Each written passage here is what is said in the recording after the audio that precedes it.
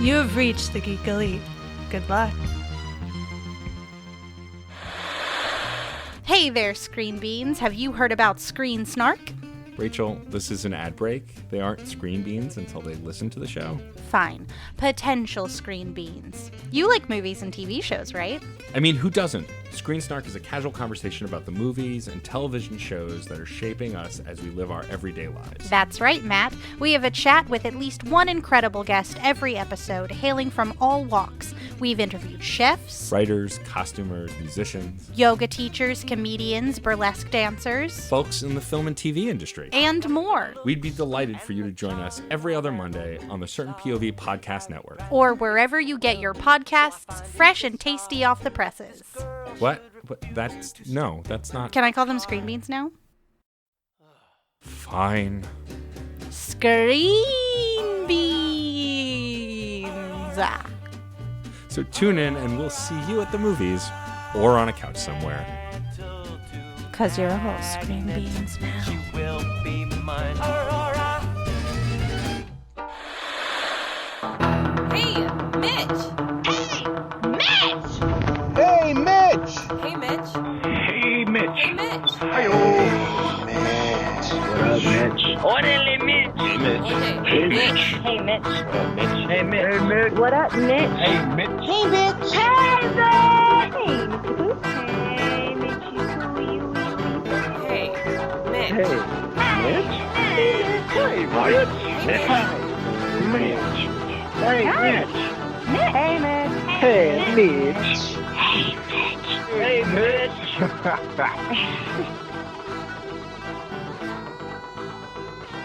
On this episode of Meet Your Geek Leader on Hey Mitch, we're talking with Christopher Franey. Hey, everybody. So I have you here. Obviously, you've been here since the beginning. We've had Imagine If going for over 200 issues. I don't know exactly what issue we're on right now, but it's 200 something. Yeah. I mean, what's your life as a podcaster been like? It's entertaining, honestly. I mean, it's cool. It's opened up some really big doors. It's challenged me to do things that I normally would not have done. So, I mean, thank you. Thank you for making this. Thank you for being my partner in this. 'Cause it is, honestly, I mean, I think and I don't know if I'm going forward with the format, but it's I think the biggest achievement was, getting to interview, and now of course his name, Kevin Eastman. There we go. It almost was slipping through the cracks, but talking with Kevin about Ninja Turtles, comic books and all that stuff, that was cool.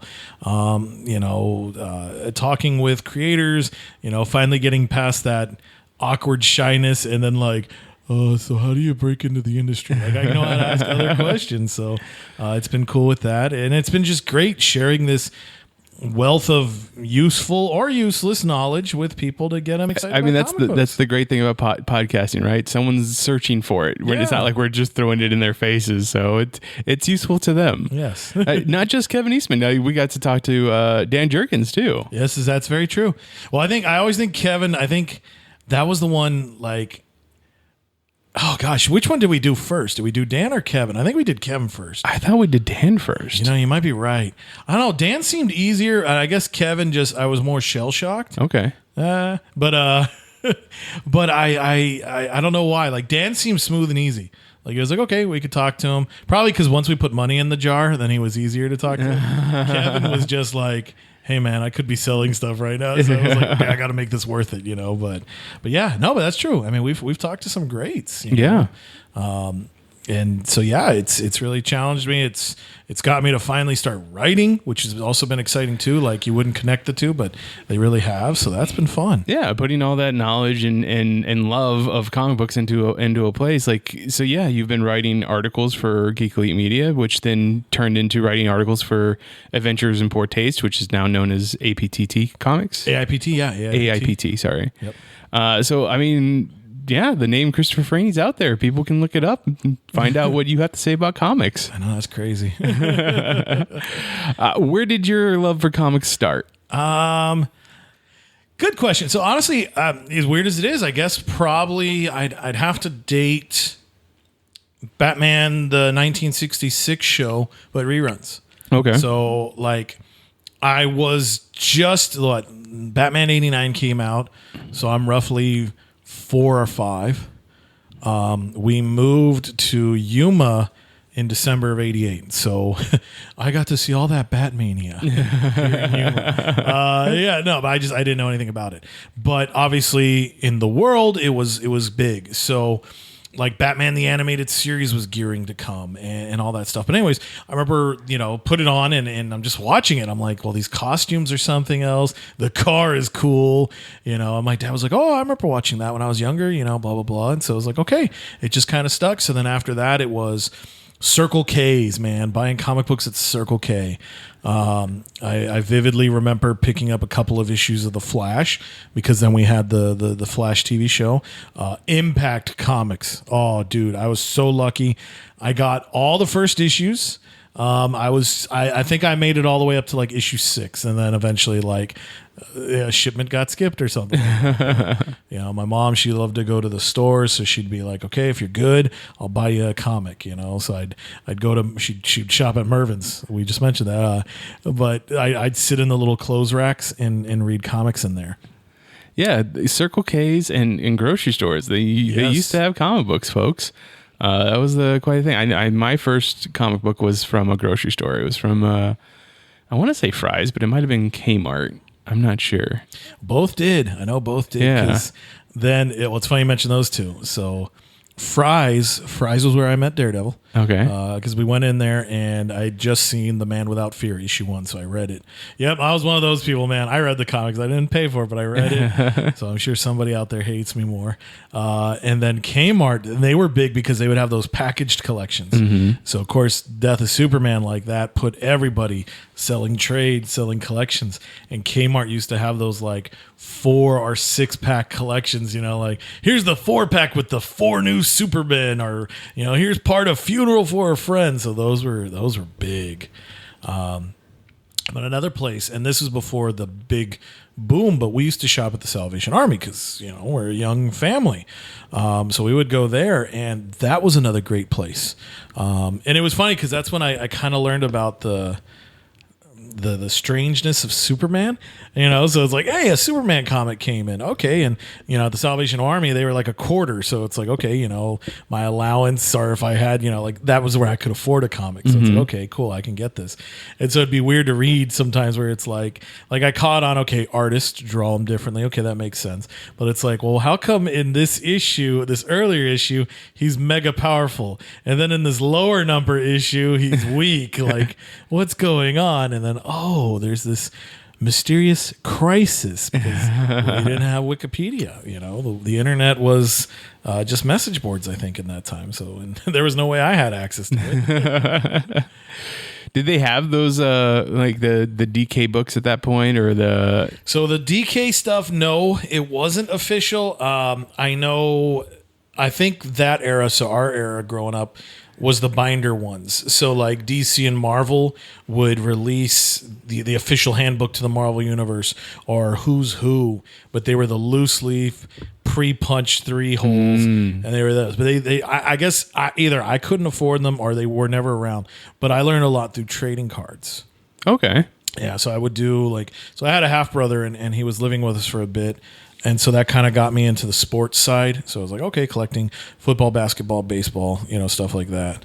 And then every now and then I'd sneak in some stuff. So I don't know if you remember this place, the Dugout. I remember the Dugout. Dugout. So before all the drugs and cocaine took over, but that place at one point used to sell. And I remember I went in there and I bought the 1991 DC Series 1 trading cards. And that one was cool because the first couple of pages were Hero Heritage. So it would show you the 3 Supermen, the 3 Flashes, the 3 Blue Beetles, and stuff like that. So that, I read them. I read all the cards. I read all the trivia questions. I know Ted Cord is 5 feet 8 inches. I know Hal Jordan is 6 feet 3 inches. It told us all those things. So I remember that's where the real knowledge started growing. Jeez, I never realized Ted Cord was so short. Well, he's a beetle. Fair. There you go. And in acrobatics, he's supposed to be the DC Spider-Man, right? Yep, exactly. So it helps, That way you're more limber and your core is stronger for it, Okay, so comic books have been a big part of the life, since the beginning. But it's not the only thing you do, creatively, so to speak. We talked about the writing. You're also an actor. Yeah. Thank you. That feels nice to hear. I guess I got bit by that bug. So fine arts is a beautiful thing. So I remember 5th grade. They came, no, 4th grade. It would have had to been 4th grade. So the music teacher came. They're like, "Do you want to learn how to play an instrument? It's going to be cool. You can go to Disneyland." So I was like, "Oh man!" And talked to my parents, and they said, "Okay, yeah, we could look into this." And I was so excited. I had dreams of playing like the saxophone, the trumpet, or drums. Right? Like, okay. And she assigned me the clarinet. Oh, jeez. Yeah. Oh man, Kenny G. Right. It's not a bad instrument. No offense. For all you male clarinetists, keep going, but don't expect much. Ferris Bueller played one. Yeah. I don't know. Yeah, kind of. He had one. He had one. There you go. Yeah. So it was. It was interesting. So of course, with that idea of being able to go to Disneyland, that's what sparked that. So I did band my 5th grade year, all 3 years of middle school, and all 4 years of high school. But then finally, I think that was the first time I got noticed for something. So it was sophomore year of high school, and we read The Crucible. I love that book, one of my favorites. And being a male who can read and comprehend and keeping a good I can't say the word, but a good beat towards reading, okay. So like when we would do choral reading in class, like they're like, "Okay, you're going to get the lead parts." I was like, "All right, cool." So I got John Proctor. So like that hit me. Like I understood what he was saying. I understood why he's, so it was like, wow, this is an amazing character in literature. All right, cool. And plus, like, I wound up learning a lot about Arthur Miller, the writer of that book. So I was like, oh, this is even better, like the history and all that.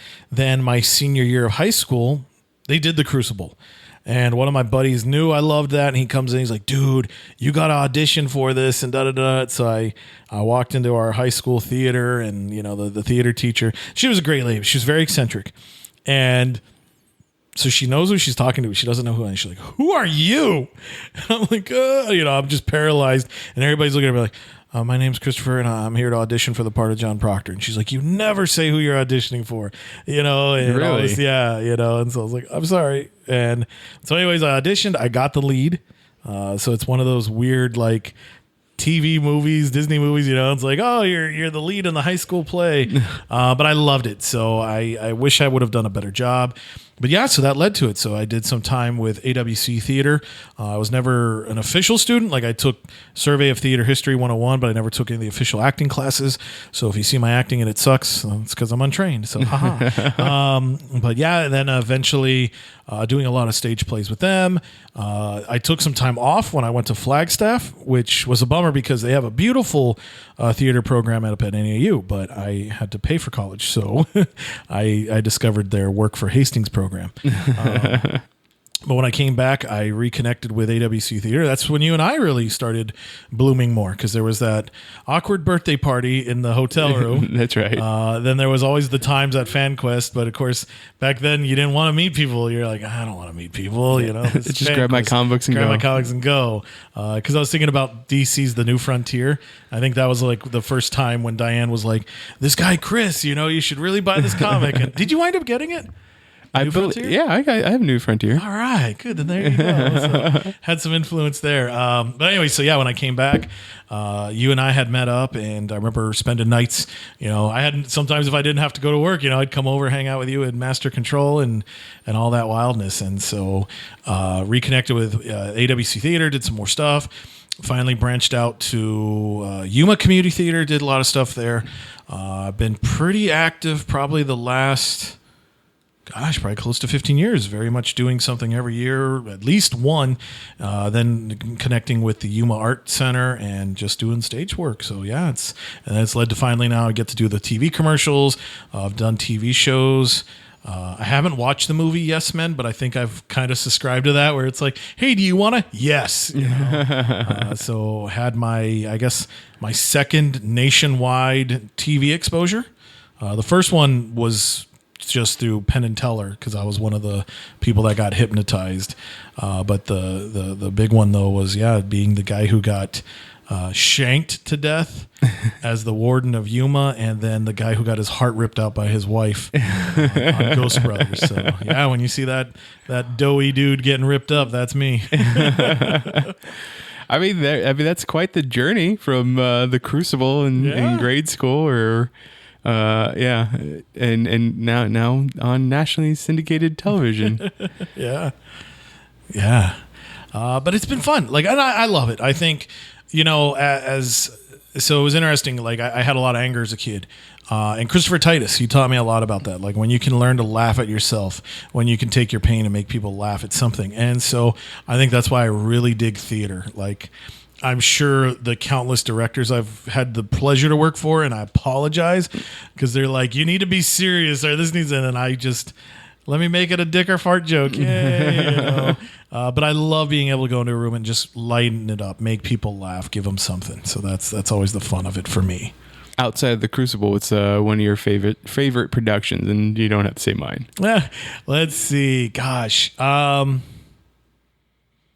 it's tough because I've also in my long life I've endured a lot of concussions, so I'm trying to remember what's what. So I guess, because that's a tough one. I guess I'd have to say, I've been getting really into like the art center when they've been doing these, I guess the vignettes, so the shorter ones. Mm-hmm. So I remember Exhibit This. So it's nice because you're not on the stage the whole time. You don't have to memorize a lot, and they were funny bits. So like that was one. The one I recently did, recently probably 3-4 years. Oh my gosh, I should. It was, I forget, it was a small town in somewhere cold, but anyway, so it was the one where I had all the layers of clothes, and then the girl, I finally tell her, I'm like, I love you, and then we're about to have sex, so then we've got to take off all these clothes, and then I end up in the red pajamas. So that was fun, just because at the end, we're the final scene, and so that was fun, just letting those people rip open and go into it. So I think I've kind of started getting into that. So I mean, that's fine. That's what you remember. That's what you remember. That's awesome. Well, I guess, okay, so actually 2 more come to mind. I think It's a Wonderful Life was really fun, just because, again, that was another story that I really loved. Diane from our comic shop, she sees the quality of George Bailey in me, and I hope I have those qualities. I hope I live up to that.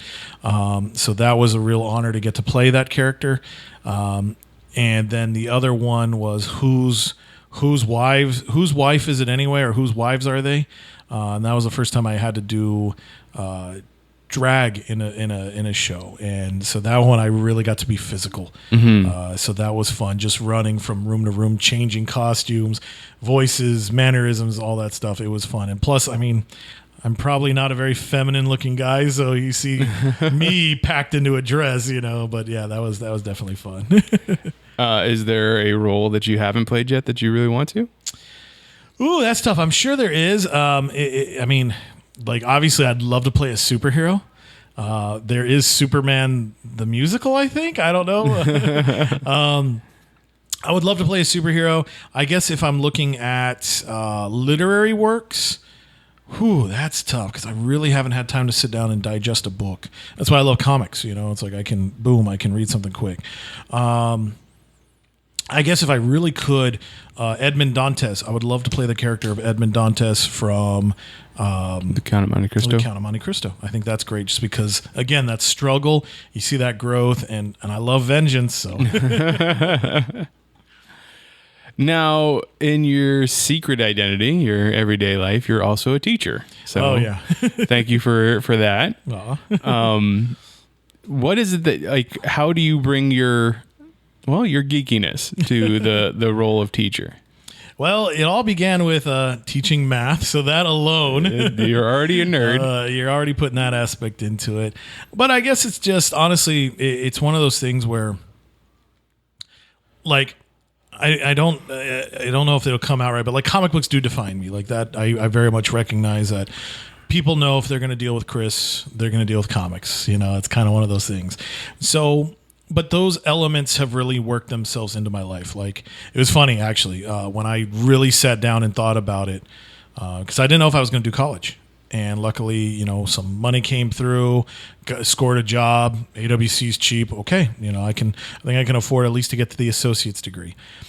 So when I decided to enroll in Education 101, that was right at that era where Spider-Man was a teacher as well.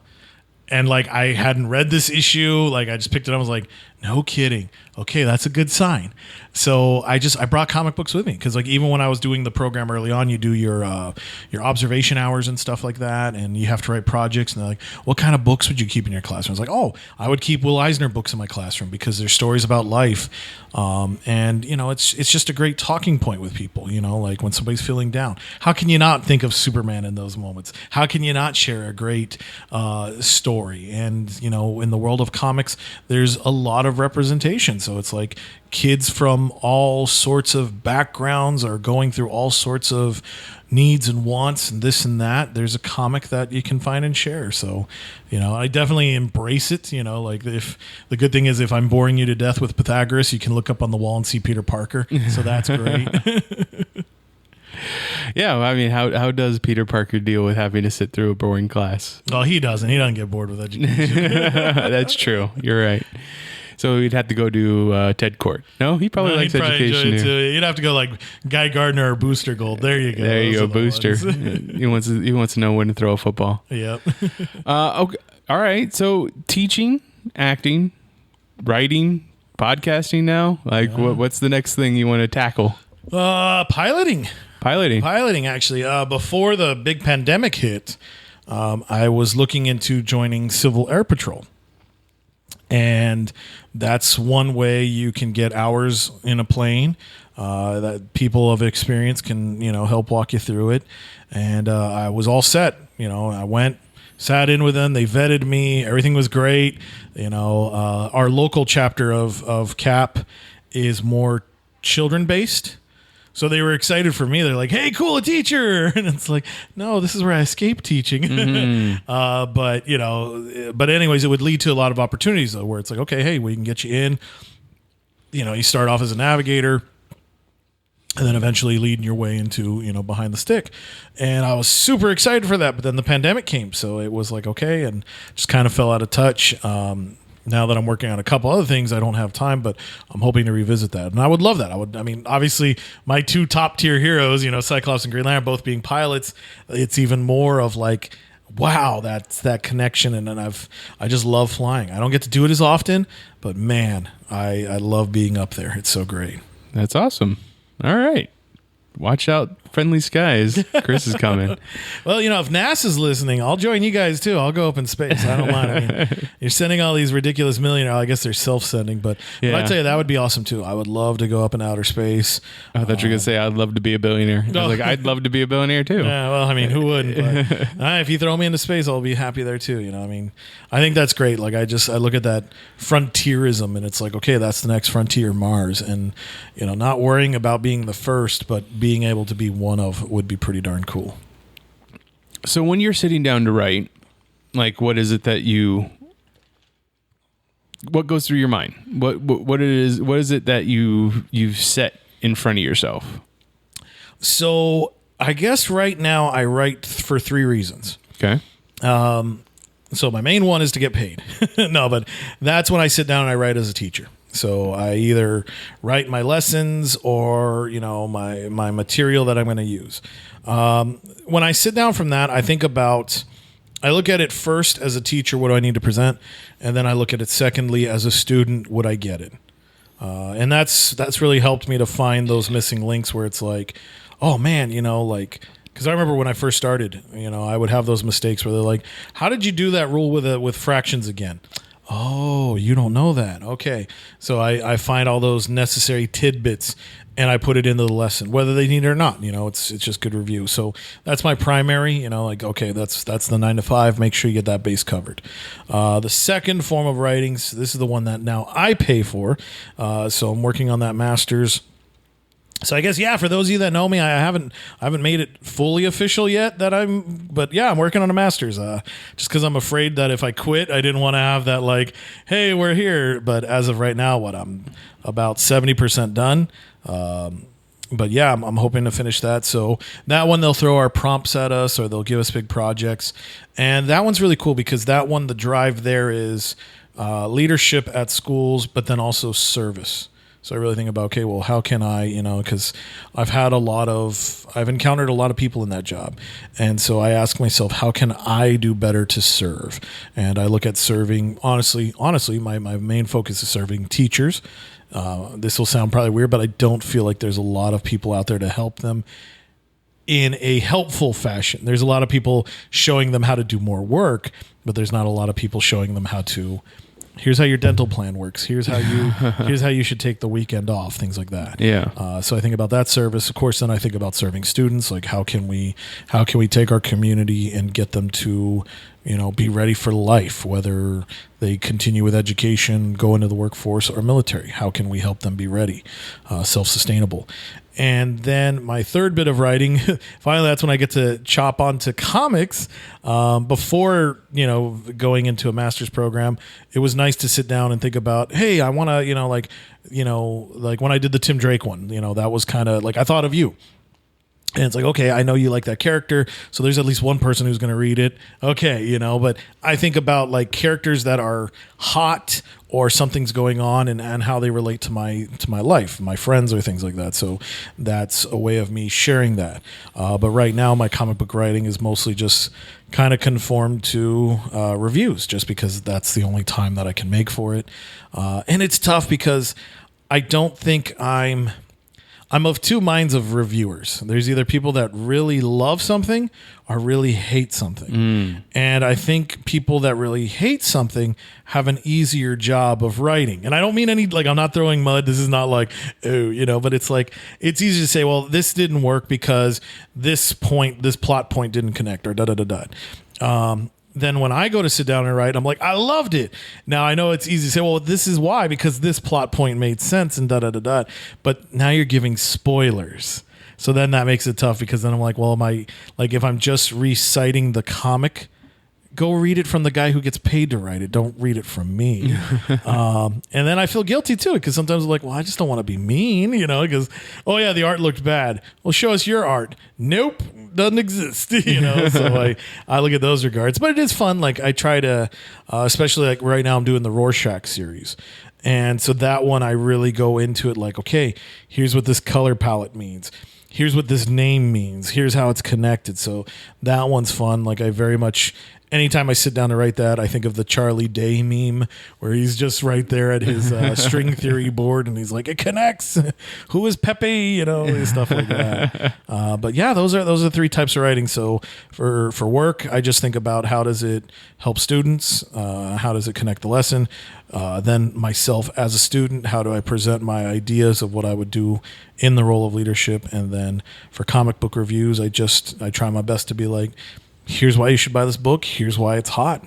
So that's about that's those three. Okay, so when you're trying to get into a character to play, to act, stuff like that, how do you prepare yourself that way? What's your method? This is where we're gonna go dark. I guess I remember I went through a really horrible time, and so I kind of look at there's like there's the crisis, right? So everything before crisis, I just did the parts.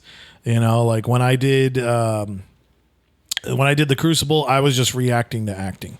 When I did oh my God, the Glass Menagerie, that was me just playing the gentleman caller. Like I was cool with that.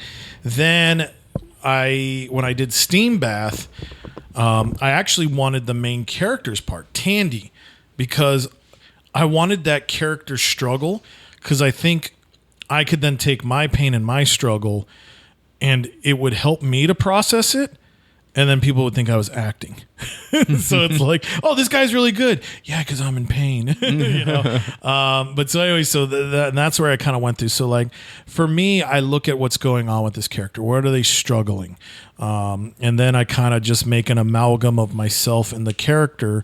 And this is how I would feel. This is how I would react when these things are happening to me. When these things are good. When they're bad. You know how like. I mean, if it's historical, I check it out. I do some of the research on it. If it's periods, you definitely research the time. That way, it puts you better in that form of mind. Because like when I played Slim in Of Mice and Men, so that one, when I looked at it and even conversations with the cast and crew, it was kind of like, okay, Slim. He's the conscience of these farm workers, so it's like, I know we're in a weird system and I know we're not totally accepting, but screw that. We have a job to do. So you got to do yours. You got to do yours. And I look at you all evenly. So that was kind of fun where it wasn't like, cause there was bits of touching on racism, touching on, differences, obviously with Lenny being, slower, so it was like, he didn't look at him. He's like, that boy can, he can move a barrel of hay. So that's all right, so we'll go with it.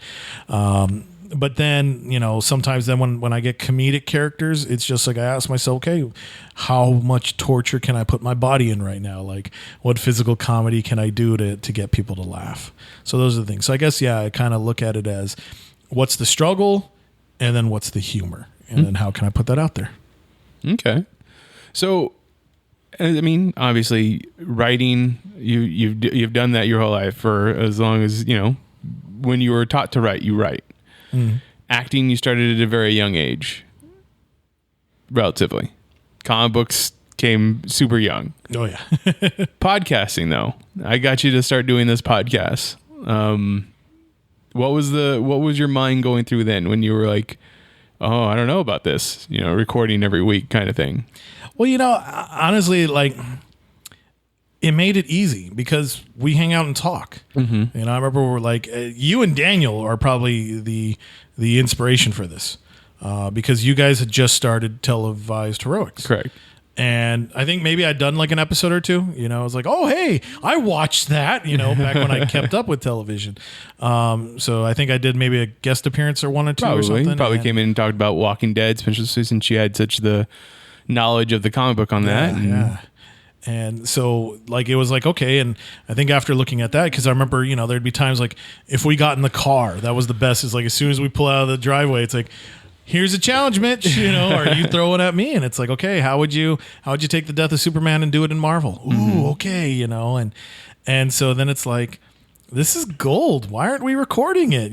So luckily we were both gung ho into it. And, I don't like, I just look at it. It's like us having a conversation just with funny things in front of us and things on our ears. But it's still, it's still like if you and I were just hanging out and talking, like, yeah, there's less chips because you don't want it to be in the microphone. But, it's that. So I guess I look at it either I'm totally unprofessional in my manner about it, or I'm totally professional about it that it doesn't faze me. It's either one of those two. But, I think that's the beauty of podcasting. It's any way you want it to do. So as long as you're recording and putting it out there, you're doing it the right way. Yeah, But I will say this: one of the best things about it, though, that it's really taught me consistency.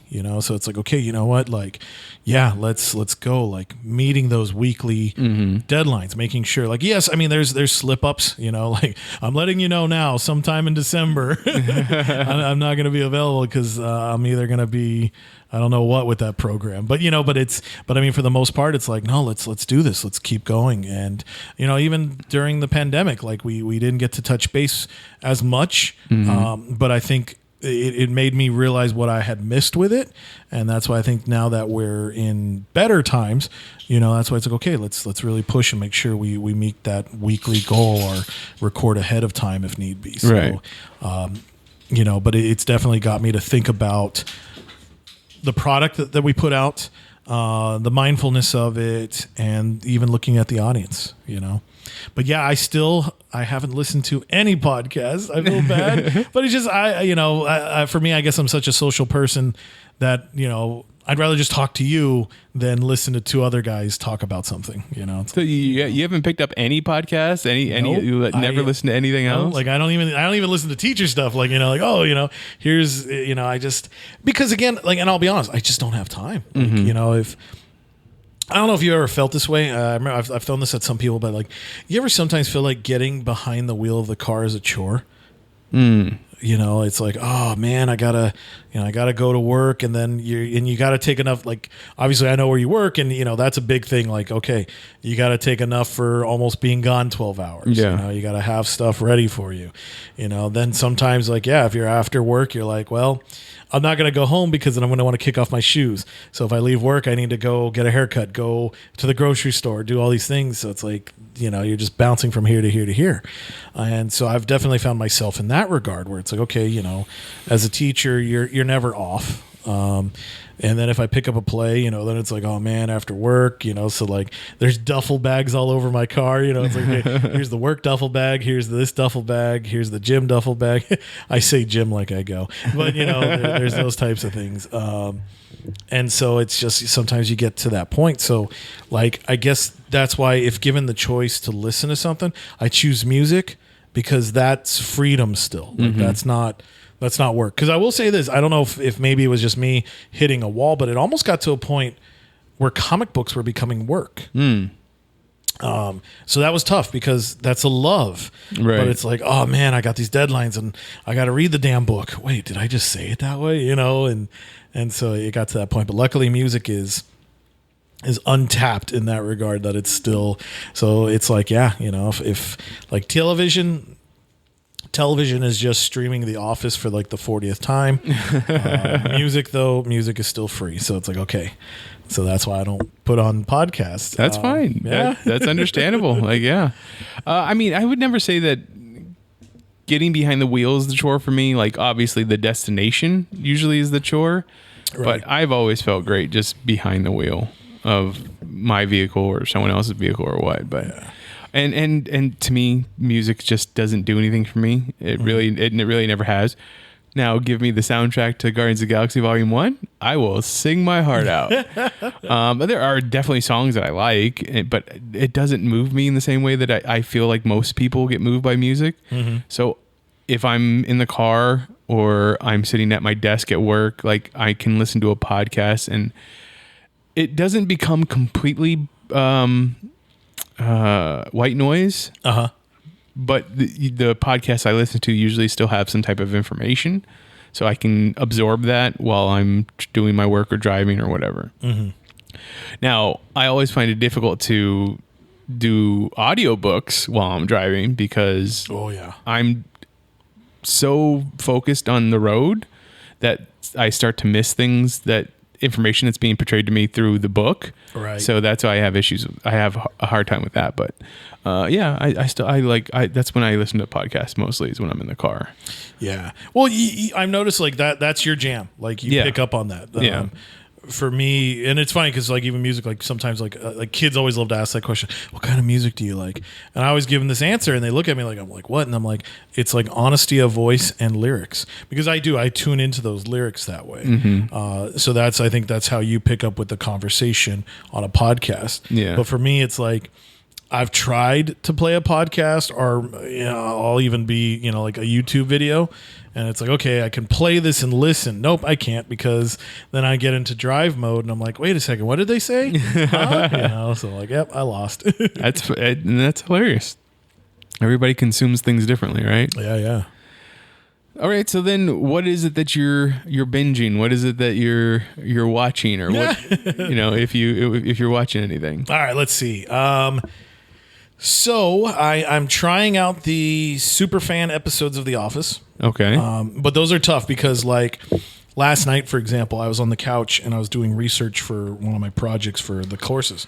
So I put on the regular Office because those, I could jump in and look for a minute, know what's going to happen, and check out for 5 minutes or whatever the case could be. So when I sit down to consume television, I'll watch those Superfan episodes. Now, what are Superfan episodes? So basically, in my opinion, I think it's just if you don't own the DVDs, here's you watching it with bloopers, an extended, a cut scene, stuff like that. Zack Snyder probably directed most of them. It's putting all this extra material, so it's just got little bits in there. Maybe 5 to 10 minutes per episode of extras. Stuff that was just cut out from the episode for time, probably, more than likely. Well, and two, honestly, I think had they played it in the original, it wouldn't have been as funny. But because there is such a love for the show now, people will consume anything, like you'll watch Michael Scott scream no for the 1,000th time and still laugh, So I think they realized that, okay, now we can do that. I've jumped onto Hulu and I've started watching Futurama, so I'm almost done with that. Beautiful, like God, finally.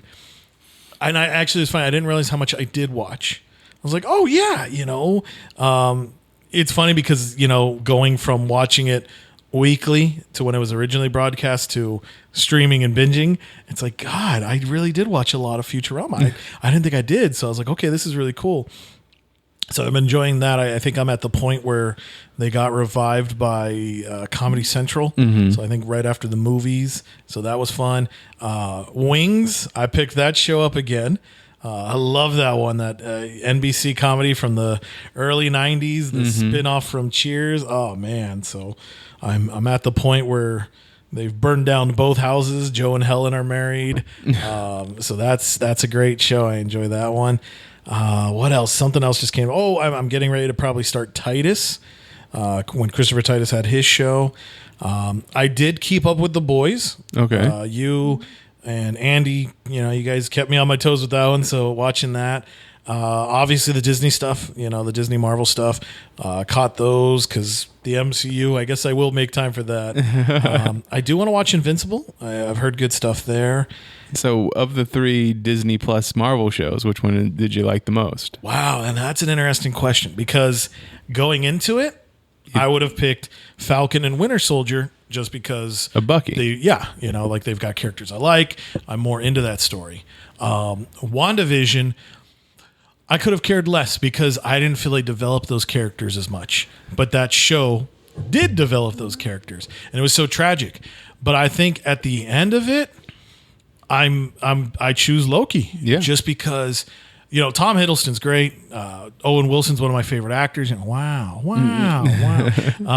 So that was great. But just too, like when that episode ended, it felt like watching, like that series felt like watching Avengers.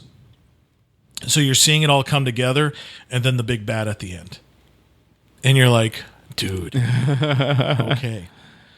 And the potential is there. Like, I mean, like Doctor Strange is going to be busy for the next year and a half. But yeah, I think that one would have been my big pick.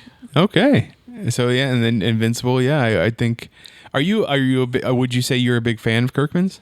It's interesting because, like, honestly, no. I'm probably just a fan of his because of Walkman.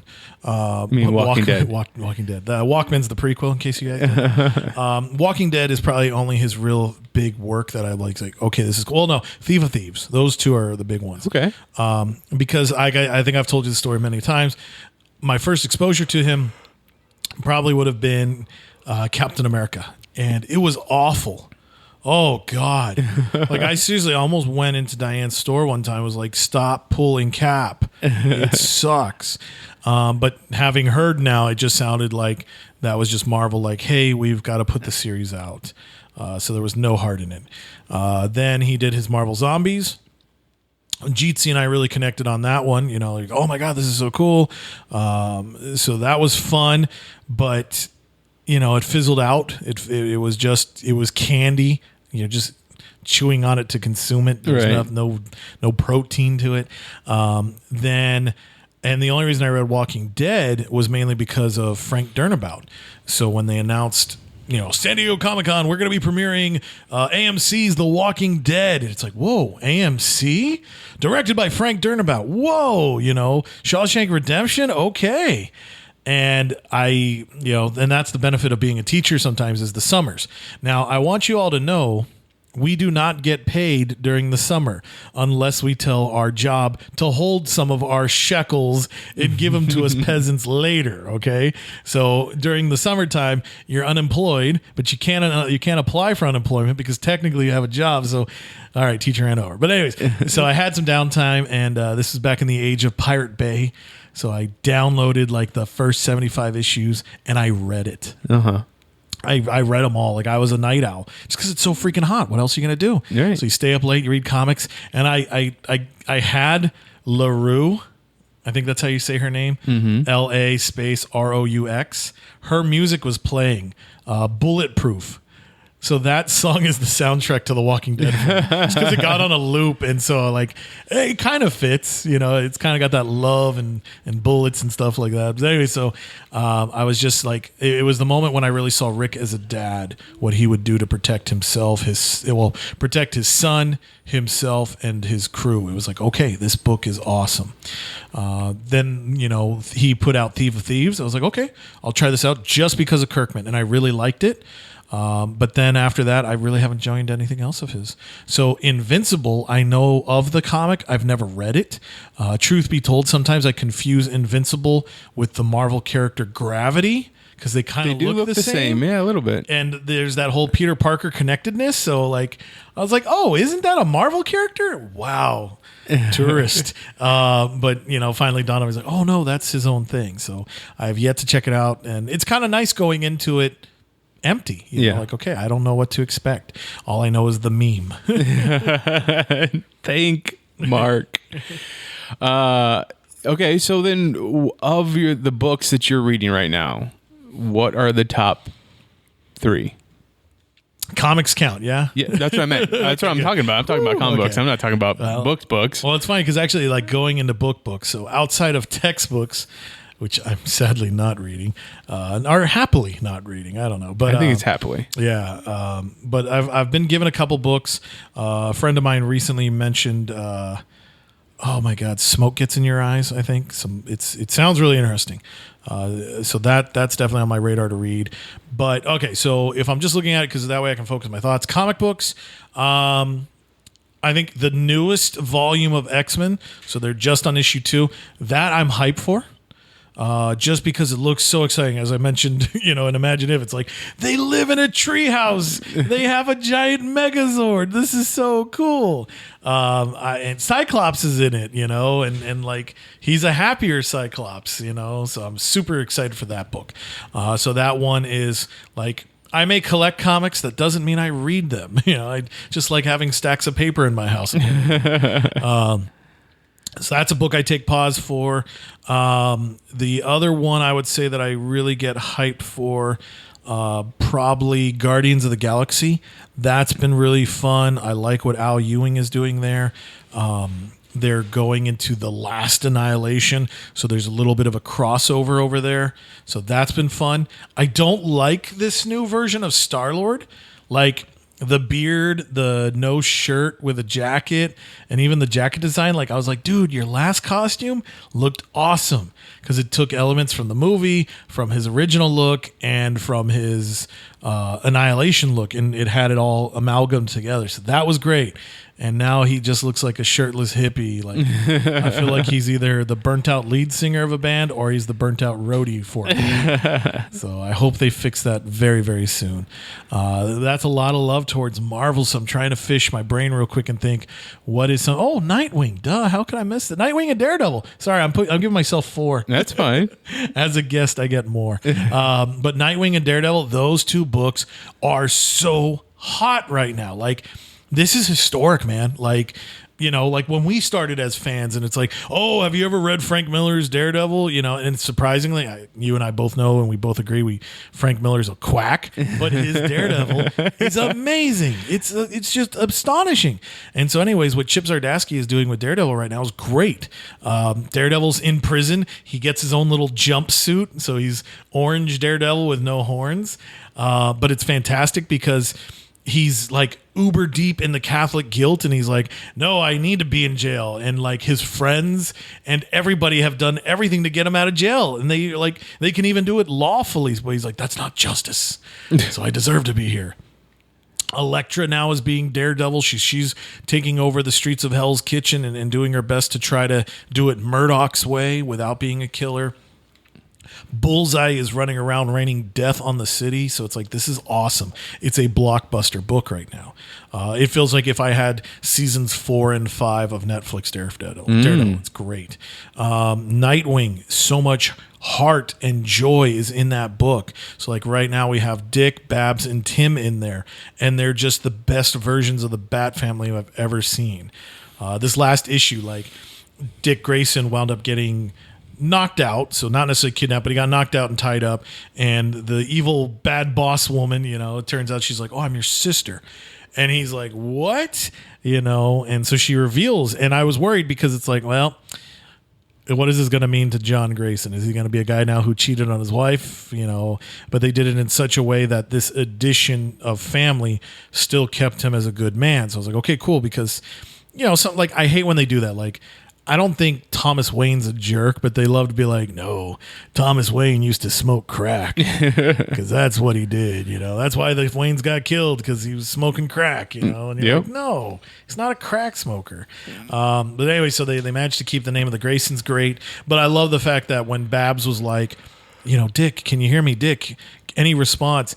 Nothing. And she's like, all right, protocol like Bluebird. And you just see all these heroes coming out to like help find Dick Grayson. And like even Bruce was there. He's in the Batwing and he's like concerned. I was like, wow, Tom Taylor gets it. He is just writing the best stuff out there. So Daredevil and Nightwing, if you choose to buy those books because of my recommendation and you don't like them, I will buy them back from you. So money back guarantee. I have nothing to gain, but I just want more people to appreciate this great literature. What is one thing that they've inserted into any one particular comic book as a new part of that character that you just have not agreed with? Ooh, that's tough. All right, if you don't mind, can I list this out of my head just to kind of revisit? Sure. So I've got my 14 that I follow. So I think Hal Jordan as Green Lantern, his path has been fine. I don't mind the whole parallax, the emotional spectrum. I think that's great. Cyclops, I know everybody was like, wow, him being a villain. No, I didn't look at him as a villain. He did what it took to protect the mutants. So I think his storyline has been fine. The relationship going from Jean to Emma, I didn't necessarily agree with it, but it was understandable. No, that is it. There it is. Yep. That is it. Emma Frost, that relationship. Because, okay, now this is where I'm going to uber geek out, but it's like, okay, the Dark Phoenix saga, right? Mm-hmm. This is like, so Scott and Jean are the couple. I mean, outside of Reed and Sue, that is the couple. Because think about it. Sit down for the Avengers for a moment and think about what relationships there. Hank and Jan? No one cares. No one cares. Sorry, I like them, but no one cares. But at the end of the day, Reed and Sue, Scott and Jean, those were the big ones. That was probably, when Stan did write the X-Men for all 12 issues, he was like, this is me and Joni right here. Yes, this is how I talk, see? And, but so anyway, so Scott and Jean was a big one. I guess that's my main character syndrome. So I definitely loved that. So the fact that Scott would choose to have an affair with Emma, of all people. So the first time Scott meets Emma is in the Dark Phoenix saga.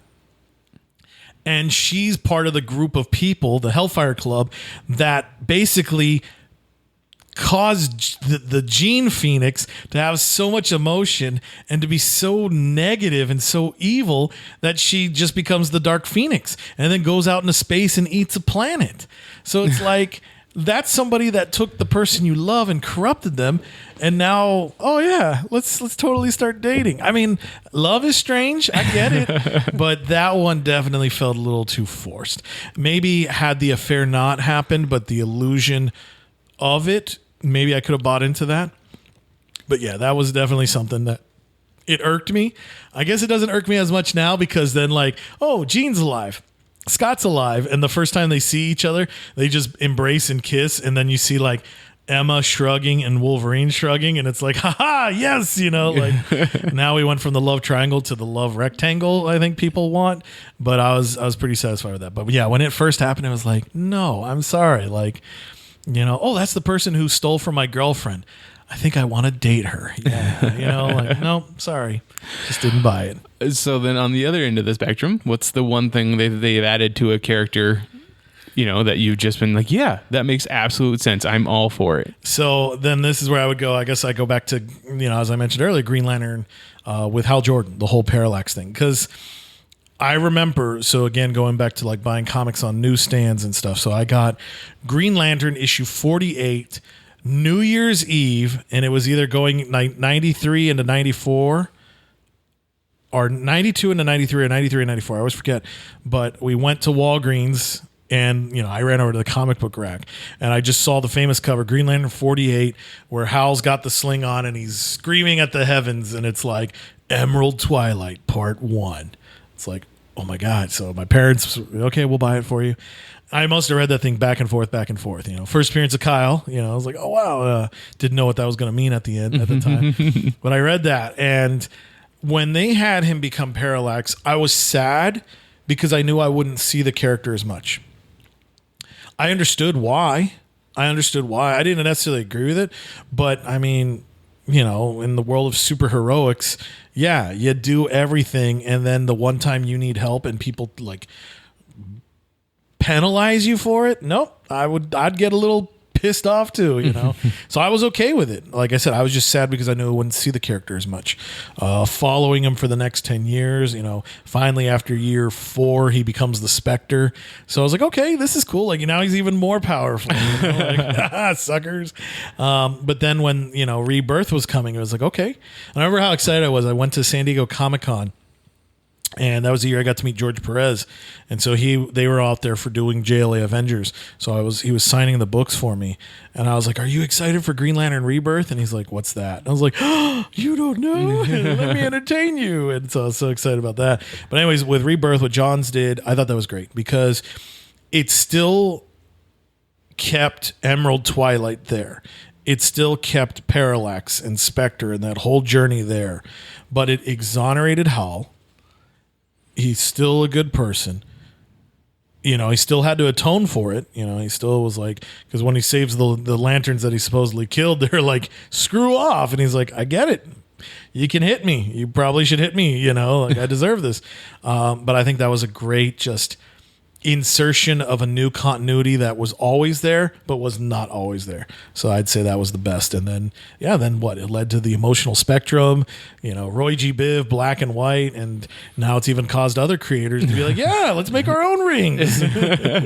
All the rings. Yeah, I don't know what gold does, but it's a ring. What is the best piece of advice someone's ever given you? Wow, the best piece of advice. And I should have this handy because I should. Wow. I guess,